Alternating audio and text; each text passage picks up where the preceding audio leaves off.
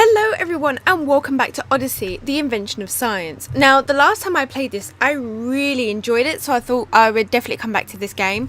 When you're seeing this video, I'm actually away for the weekend in Southend at the moment, so I'm not actually where I am.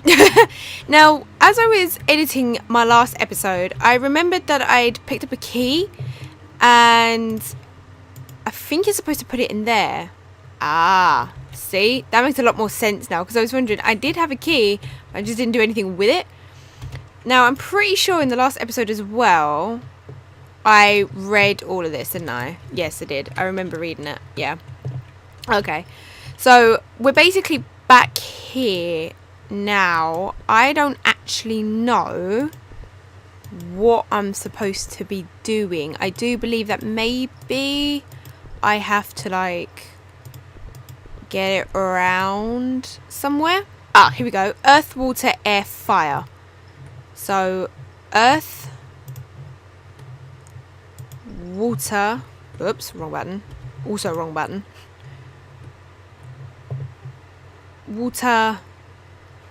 Sorry, water what? Air. Oh, I think that means air.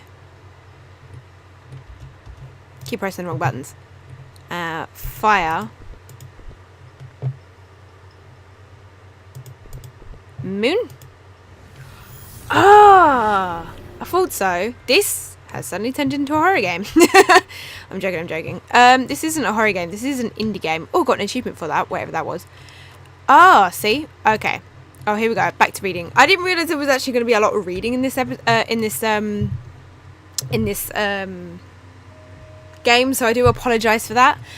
So July the 6th, 3:45 p.m. On the top of the tall peak of Wretched Miner is where the army built its observation post. Dad says it's a shame. He believes the Cubs built their own observatory here, but all evidence of it was destroyed. He knows because the army photographed and stored what they found here, and Dad got to see their records. They didn't do a good job by archaeology standards, but he said it was amazing they recorded any of it, all for being soldiers in the middle of the war. Dad thinks a lot of evidence was already destroyed by pirates in the 17th century, though. They set up a base and used this peak as their own lookout. That was good luck, because the pirates also wrote about their time here, and much of this survived in lockboxes and glass bottles that the army found. Dad said it's hard to learn about the Cubs directly because they didn't leave much behind that can endure for centuries. Even though the pirates destroyed so much, their logbooks preserved more information about the Cubs for Dad than if they had never come. The door to the army observatory can only be locked from inside, as the door was left unlocked when the army abandoned the islands after the war. Inside, the structure has 3 floors. Connected with ladders going up throughout trapdoors, almost everything has been stripped out, except from some tables and chairs. The top floor has 2 different exits leading outside. One of them is through a lookout room leading to another rotating bridge, which seems to connect to the other exit, and that seems strange. It might just be... Oh my god, can people just leave me alone? I'm trying to record, oh my god. One of them is a lookout room leading to another rotating bridge, which seems to connect to the other exit, but that seems strange. It might be just to give soldiers access to the 2 zip lines connecting to the other 2 pieces of Wretched Miner. Sid says he wants to fix the zip lines, but Mum says later. The bridges have to come first. The best bit is we get to sleep up here tonight. July the 6th. July the 6th, 8:45 p.m. I told Dad I couldn't think of a direct way to prove the Earth was round. He said a dinner plate is round but flat. You mean round like a ball, and so is sphere. He hadn't talked about this difference before. Then he pointed to the quarter moon and said it looked round, but was it a disc or a sphere? I said it looked like a sphere, but I couldn't prove it. He said that was reasonable, and that ancient people worked it out with observations over longer periods. They then just looking up in the sky one night, watching the moon go through phases from a waxing or growing crescent up to the full moon, and then back to the waning shrieking crescent. The ancient Greek philosopher Parmenides noticed a pattern. The bright part of the moon was always in the direction of the sun. You can see this best when the moon is a crescent, and the light side is always on the side of a nearby sun. What caused this pattern? The explanation Parmenides came up with is that the moon didn't cast its own light, it just reflected sunlight. That's why the bright part always faced the sun. I said that's even more evidence the sun is travelling in empty space on the other side of the earth at night, if the sun were hidden inside a boat or a dragon. Its light couldn't shine on the moon. Dad agreed. He also added that one could easily prove the moon had to be a sphere. He pointed up at the quarter moon above and said that there was no way you could shine a light on a flat disk and have it look like that. That was hard to wrap around my head. Even if you shone the lights at the right angle, was there no way to light up only a crescent part of a disk? Seriously? Dad said the best way to prove it was to try, so I have some time tomorrow. I'll construct a physical model and see. July the 7th, 2:30 p.m. I twisted my ankle helping fix the lower bridge. Gilliam carried me up into a bunker and Sid got some ice from the boat. Mum says it's pretty bad and I need to take it easy, probably for days now. Now I'm stuck here with an ice pack. Mum, Sid and Gilliam are back fixing the bridge, and Dad's working here in the bunker, carefully photographing and documenting everything, looking for anything else left behind that night might tell him something about the Caribs or the pirates. Caribs. I'm pretty sure that's Caribs because it's Caribbean. Caribs or pirates. It doesn't seem like there's much around though. I think he doesn't want me to be up here alone. I got my project supplies and made models to test what Dad and I talked about last night. I made 2 moons, a flat disc from an old round piece of plywood, and a sphere one out of a styrofoam ball. My project supplies are half stuff you get from a craft store and half salvaged from the junkyard near my house, including a bunch of these cool crank wheels that make gears and slides back and forth. I mounted the light on a track to act like the sun between the 2 moons so I could crank it forward and backward. Jesus, what's wrong with my reading today? I could have just held the models up to the light, but I wanted to be precise. The spherical moon shows all the different phases the real moon does, but the disk moon isonally ever completely dark or completely light, with no phases in between. This proves it. The real moon has to be a sphere. Not only that, but I also realised the only way to get crescent or quarter moons like we're having at night now is for the sun to be further away from the moon. It's still at least an hour till dinner time. I don't think anyone will come back till then. In the meantime, I think I'll paint these models to make them look like the real moon. Maybe I can bring it to school next year for extra credit. July the 7th, 8:15 p.m. I showed everyone my model, especially the setting where the sun's light barely hits the flat moon but still lights it all uninformally, proving that these phases are only possible if the moon is a sphere. But I didn't see how this helped prove the earth was a sphere too. I asked Dad, but instead of answering, he told us how the pirates conquered the Caribs on the wretched islands. The pirates, even with guns, couldn't invade because rope bridges made them vulnerable. But they had something better than guns. They had knowledge. According to the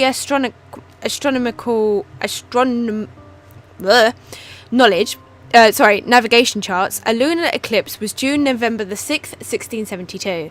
The pirates told the Caribs that if they weren't welcomed, the moon god would get angry and rise dark and red. Christopher Columbus tricked a different tribe in the Caribbean this way long before, and they hoped it would work them too. The Caribs didn't believe the pirates, but when the day came, the moon rose dark and red. All the Caribs panicked except for one. The Carib astrologer said it was nothing to do with the pirates. The moon was just in the earth's shadow and would soon emerge. The Carib astrologer explained how moon phases show the moon doesn't make light, it just reflects sunlight, and how the moon must be a sphere to have phases, and the crescent moon is only possible if the sun is farther away. And with the moon and sun or similar paths, the moon can sometimes block the sun. Why else would solar eclipses happen only during a new moon?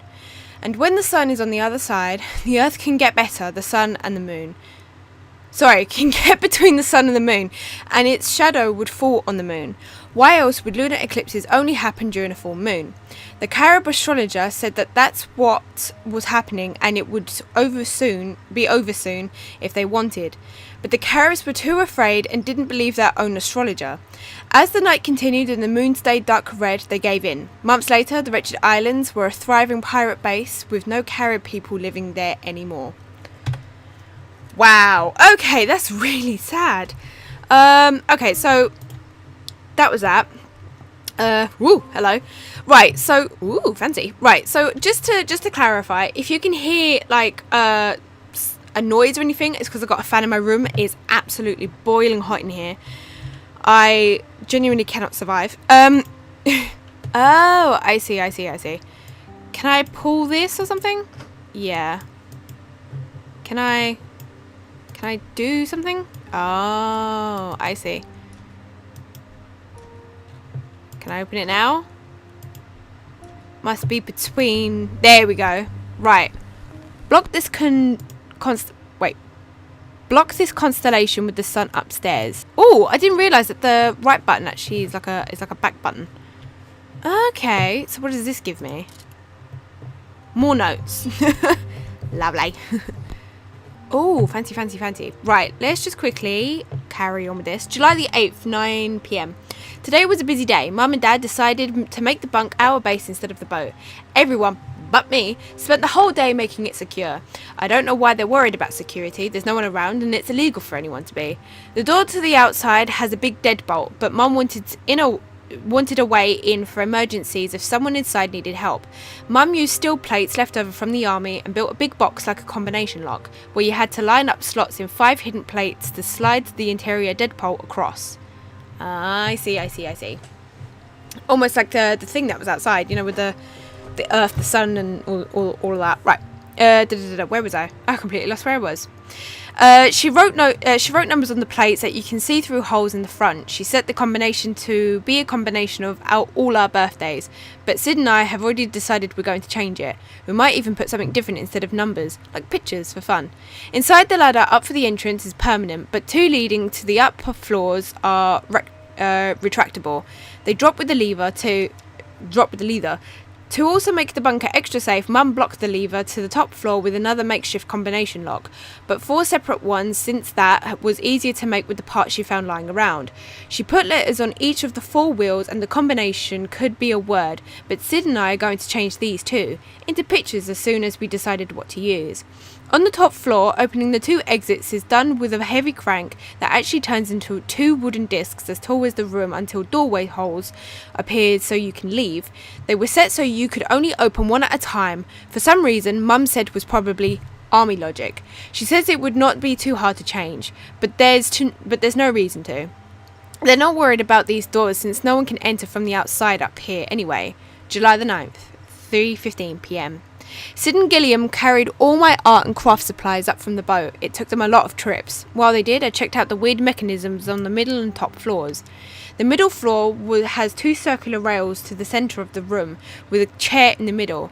In front of the chair is a panel and a crank that rotates the chair and also can move vertical posts around the tracks if you throw switches on the panel to lock the post of the chair. It's strange how it works. The crank always rotates the chair, but it only moves a post if you throw a lever through that post. While it's in the front of the chair, maybe it's some kind of map room. As I sat in the chair and looked around thinking about the eclipse story Dad told last night, it occurred to me that I could be the Earth in the chair, and the near track could be the moon, and the far back could be the sun. The sun doesn't go around the Earth, of course, but it looks like it does. When I had all my supplies, I asked Sid to help me build a model for fun. I blew up balloons and then used the paper and glue to make big paper mache spheres. A smaller one I painted like the moon, and a bigger one I painted yellow to make the sun. We put them on top of the posts on the rails, and Sid wired a light inside the yellow spheres so the sun could shine. Now we can sit in the chair and move the sun and moon, and when the moon gets in between, it eclipses the sun. We can also move the moon around and see all its phases from the sunlight on light shining on it. What was the one she made? Okay, that there was Gemini. I've also I know I look a lot closer to you all of a sudden, especially at a different angle. It's simply because my camera's running out of charge, and from where I had my camera originally, the wire couldn't reach round to the back. So what I've done is I've just moved you a little closer to me. I know it's really unfortunate for you, but my camera's on charge now, so it's alright. It gave Sid an idea for the combination lock, the dials locking the door drop ladder to the top floor.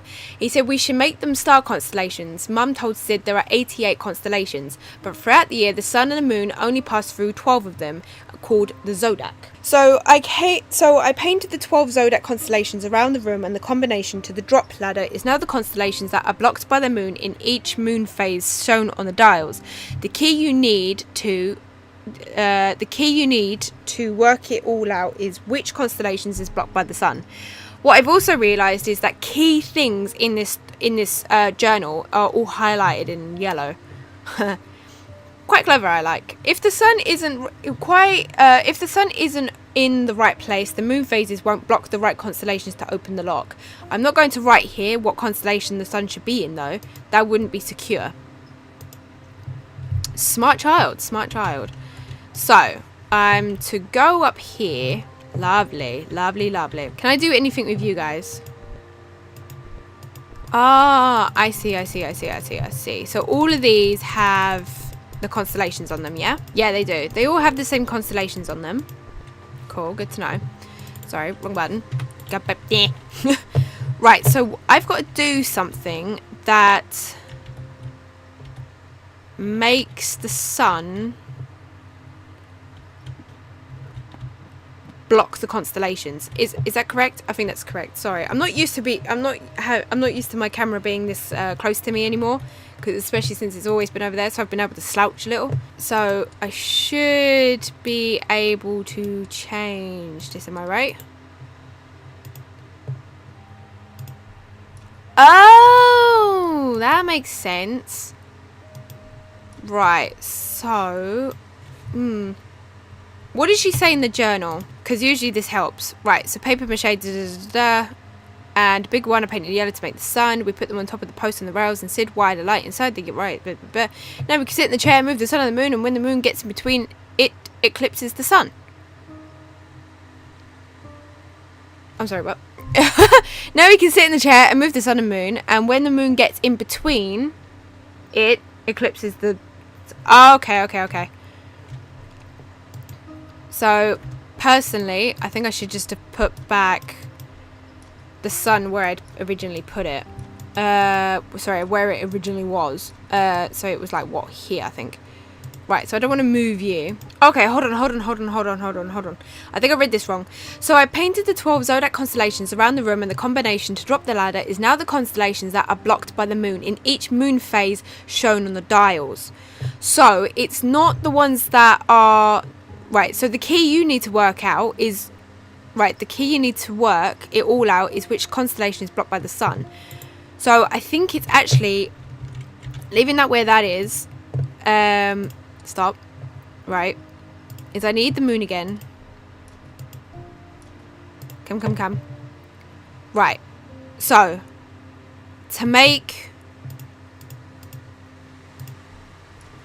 Nope.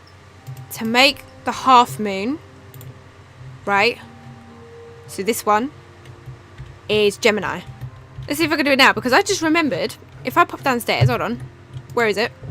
It says here, block the sun, block this constellation with the sun upstairs, right? I completely forgot to even take that into recognition, right? Recognition, I think that was the wrong word to use, right? Blocked by sun, okay? So, now, we're going to leave the sun here. That's something I'd never thought I'd say.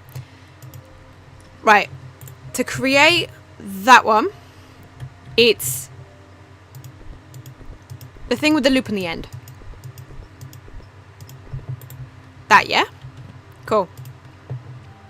To create full moon is little square Medusa. Hold on. Square Medusa. There we go. To make half moon Ooh, I'm gonna say it's... Nah, I'm gonna make it that one, right? That's the little Spidey Medusa. I know... The thing is, like, I know bits of astrology. I'm not amazing at it. But for the life of me, if you gave me symbols like this and asked me what the zodiac signs are, I would not be able to tell you. And then that should be Gemini. Yeah? I know that's Gemini. Is that correct? Is that not correct? Or am I reading it wrong? Am I reading it wrong? Oh, I think I got it. Right, so that might actually be the guy with the bow and arrow. Hey, finally done it. Oh, I got the wrong one. Oh, that took me forever.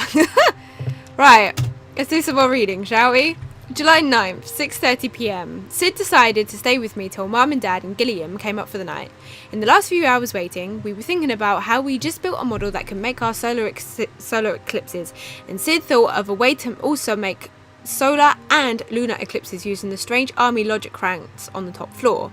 The ones that open the two exits but never at the same time. So we rigged up a different kind of eclipse maker on the top floor. I made another paper mache sun and moon and also an earth this time. Sid put the lamp in the centre of the room beside the sun sphere and he hung the earth sphere out on a beam. Then he put the moon on a small beam attached to a spool around the post holding the earth. Last he rigged up a belt so that turning the crank which opened the doors would also make the moon go around the earth. So now by turning the crank we can make both eclipses and the moon cast its shadow on the sun and the earth casting its shadow on the moon, and each opens one of the two doors. Playing with our models, waiting for Mum and Dad to come home for dinner, I thought more about how to prove the Earth was a sphere. The new eclipse models were interesting, but I don't think they can help with the shape of the Earth. They even amused the Earth was a sphere when I haven't proven that yet. Maybe Dad will be ready to give me a hint about how to do that tonight.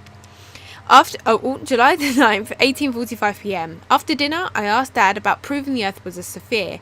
He said the answer could be found in what the pirates had written about the Carib astrologers' arguments.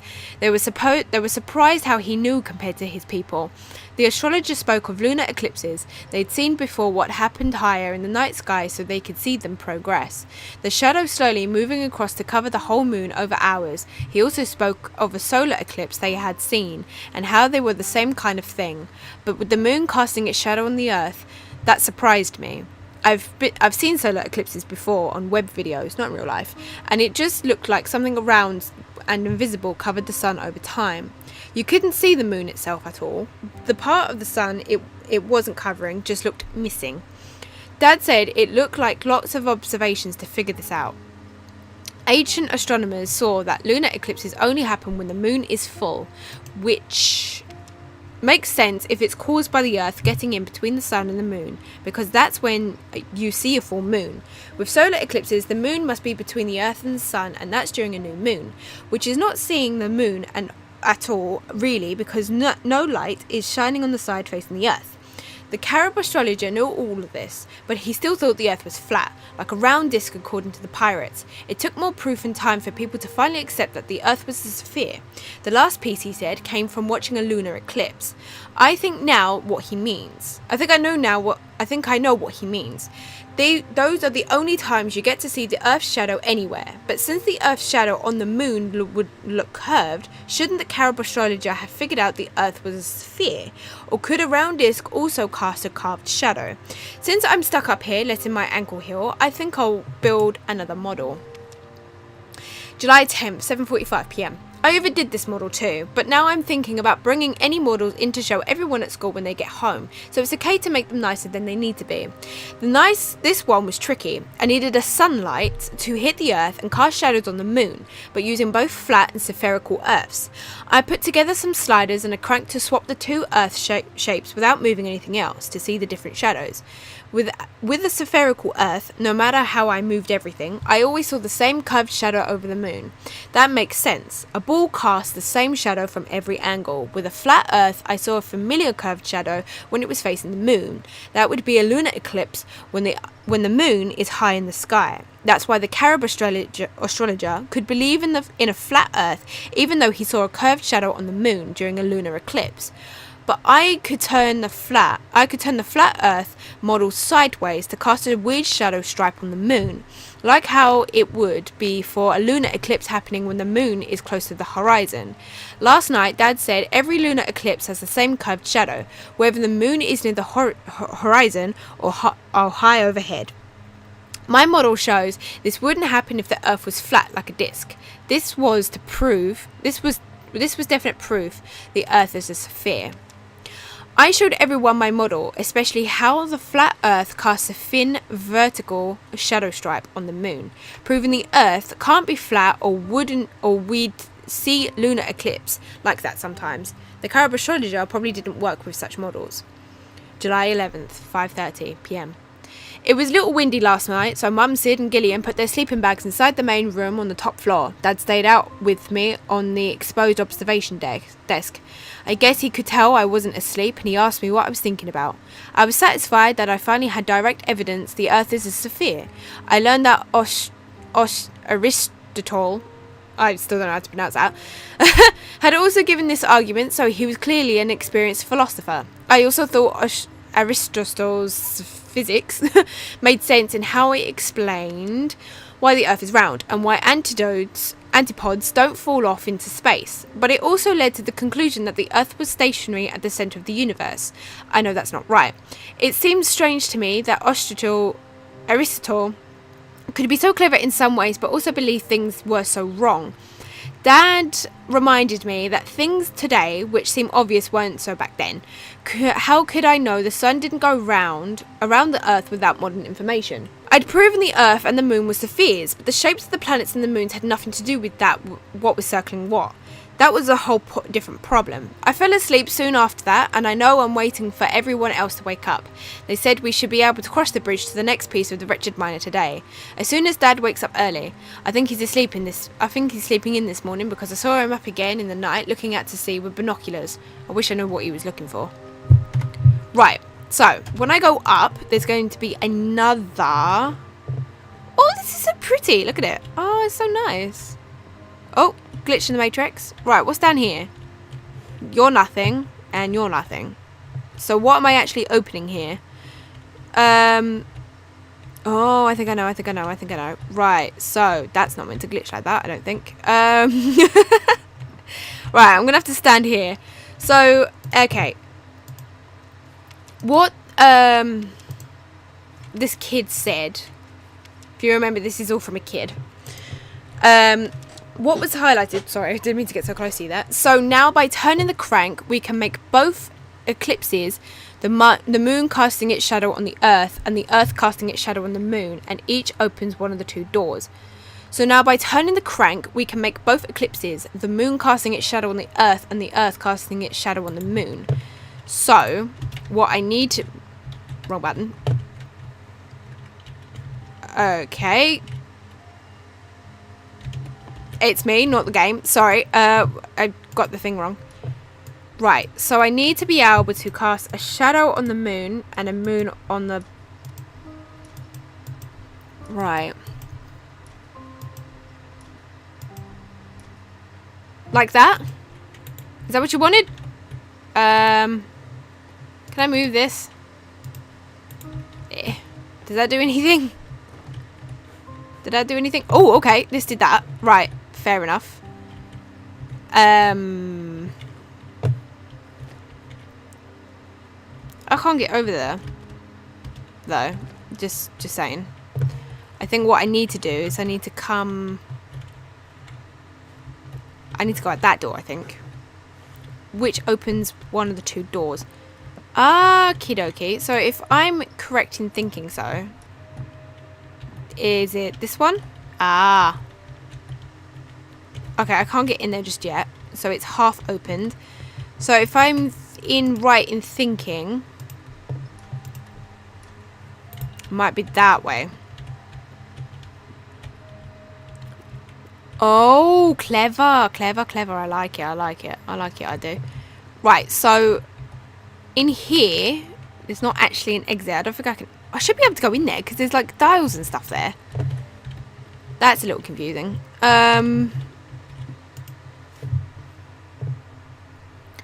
But I have noticed that, yes, the door is in the shape of a moon. Don't get me wrong, I have noticed this. Oh, why is there no jump button? I'll tell you what I'm going to do is I'm going to leave this episode here. I've been playing this for like an hour now, or over an hour now. So, yeah, what I'm going to do is I'm going to leave this episode here. So, hold on, just quickly.